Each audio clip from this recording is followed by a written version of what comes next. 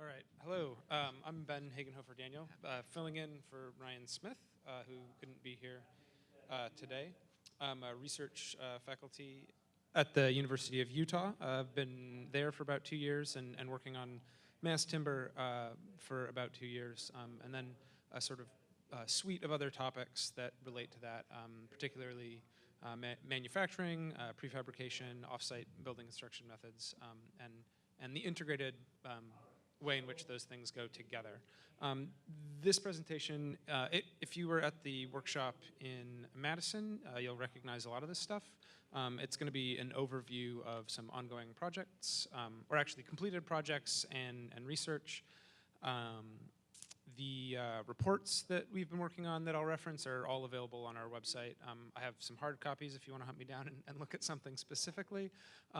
The built work that I'm going to talk about was done in partnership with Euclid. And if Steve Schrader in this session? Maybe not. But I would encourage you to pay attention to his presentation later this afternoon, and he can go into a lot more depth on that building assembly system, and a range of other projects that are both ongoing and have been built with that. In our research center, we're both interested in specific building system solutions, but then also the range of other issues, especially around product delivery and the integrated way in which these building systems come to be. So this is a range of different products that you're aware of. The project that I'm about to show is particularly the Dowel Laminated timber solution that Euclid has developed, and then the interlocking cross-laminated timber. We're really interested. CLT is taking off, and we like to see that because that provides a kind of baseline for some of the weird non-glue solutions that we're kind of interested in innovating that offer some interesting formal possibilities, as well as other ranges of performance.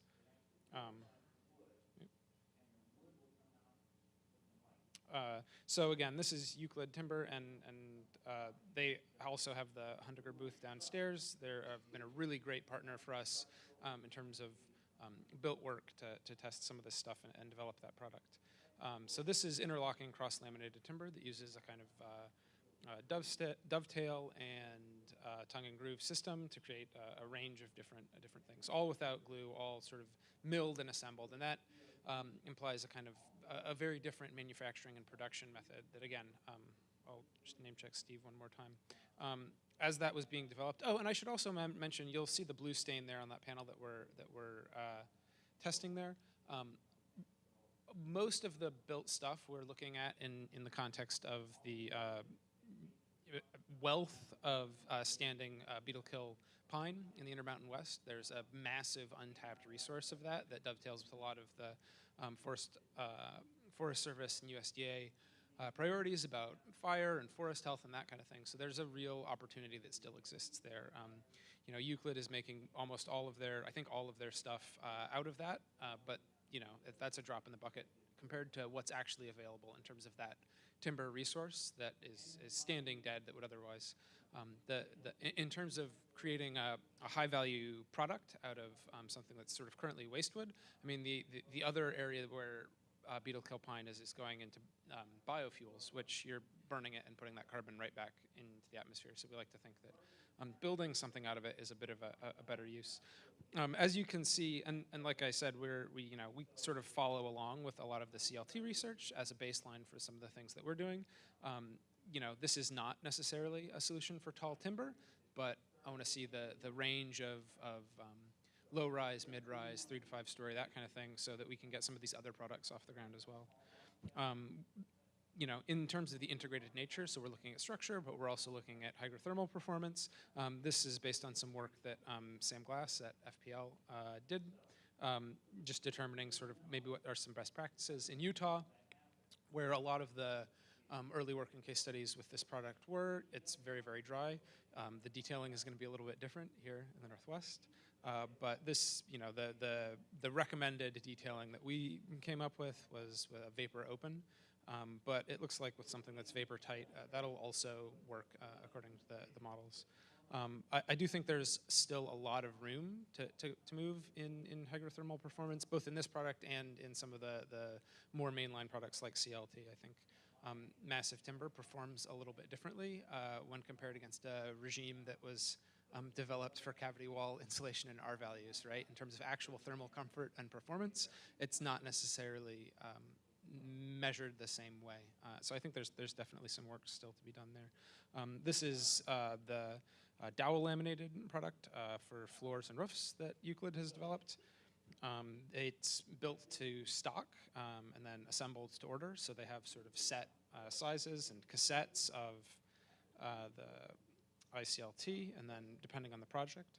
So this is the starting point of sort of first signature project that we did. Euclid, of course, has done a number of other projects pioneering this. They have a building at Utah State University that's currently under construction.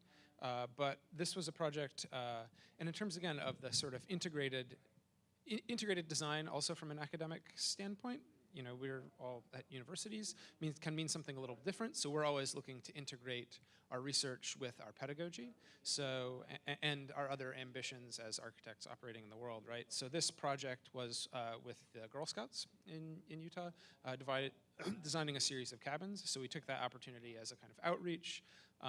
So this is a forum that was leading women architects in Salt Lake Valley and in Utah, presenting and working with the Girl Scouts to develop it, and as a kind of architecture outreach.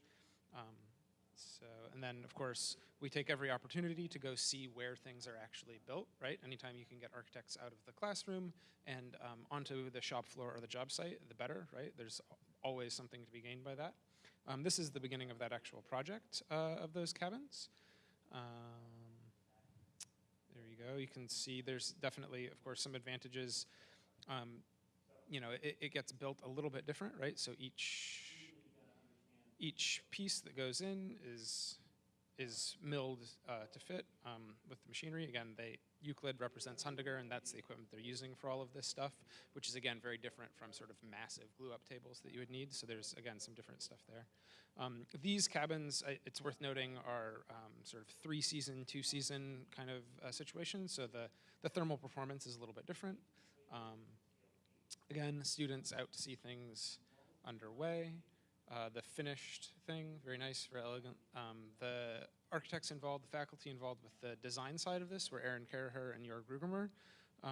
So that's, again, part of a kind of broader partnership. This is what they look like completed and finished. That table that you see there was built by students as well as part of a digital fabrication course. So again, we're trying to make every project count on multiple fronts, both in terms of cutting edge research, but also in terms of getting students involved, so that the next generation of designers will really innately see the broad variation of solid timber solutions as just another thing, right? It's not an alternate, it's just, well, of course you would build that way. Another project that we've just started working on in the last year or so is trying to rethink a building system of post-tension heavy timber. There's been a couple of different ways that goes. Of course, we know pre-stressed masonry or concrete, that's very well established. There's some folks that have done sort of seismic resilient post-tension LVL stuff in New Zealand. And timber bridge decks for the Forest Service and elsewhere have been built this way for a long, long time. It has some similarity to log home construction. This project, again, is much more on the speculative as opposed to the ready-for-market side of things, but I think there's some exciting formal opportunities in terms of a post-tensioned timber system. So that, from the kind of high-minded architect point of view, that keeps me excited and engaged. And at the same time, we've sort of introduced this as a design problem for students. So this was a mountain hut that was proposed for a county in southern Utah. And this is in the context of a timber technology-focused seminar. So the next few slides are all student work. So again, we're trying to write from the kind of beginning of your education. Solid timber is one among many options. And again, solid timber lends itself to prefabrication and manufacturing, right? Of course, even if it's post-tensioned or some other thing. So we're kind of always thinking about those things in both ways. These last few slides are a grad student working on a post-professional degree who's sort of focused really on the computational side of things to see, sort of to push what you could possibly do. This is Zara Grabani's work to really push the formal possibilities of once you sort of look at individually milled pieces and how that might work. The rest of the slideshow here is related to a number of the different reports related to optimization and integration and project delivery. So this was part of a solid timber report. Let's see. Oh, no, I'm sorry, I misspoke. This was relative to a interoperability report. So in that work that we did with Euclid with Girl Scouts cabins and some other stuff, we started to look at the ways in which designers and fabricators constantly butt heads a little bit in terms of the files that designers make and the files that fabricators use. It's that CAD to CAM pipeline, and time and again, and I'm sure there's plenty of people who have done this a number of times, you get a file, you just redraw or remodel everything, right? And so we were trying to look at, we know that happens, we know that keeps happening, but why and what can you do? And so this is the, from that, again, these diagrams I'm showing are from that report, so this is the traditional method of delivery, and this lends itself to a lot of sort of wholesale redrawing either by the fabricator or sending things back or saying, you know, why are you not getting these shop drawings? There's a number of different models, again, relative to an integrated practice that take that. I'm going to speed up just a skosh. You can see some of the different software companies that sponsored this, but whether you have an architect and fabricator working early on or the fabricator has an architect in-house, there's a range of different ways that can work. Additionally, you know, you can have a software plugin that could be designed, or design a set of design parameters that make your modeling files IFC compliant. That's how a lot of the steel industry does it. This is part of a supply chain mapping project that we did.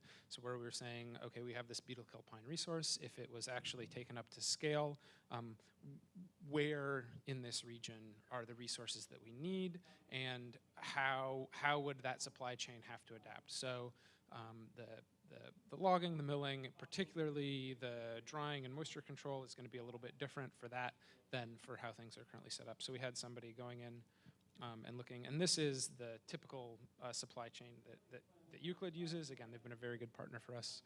And then this is a look at the sort of range of moisture contents that you would need to get to for a range of different wood types, and taking transportation into account. So again, trying to speculate what would be a feasible supply chain model.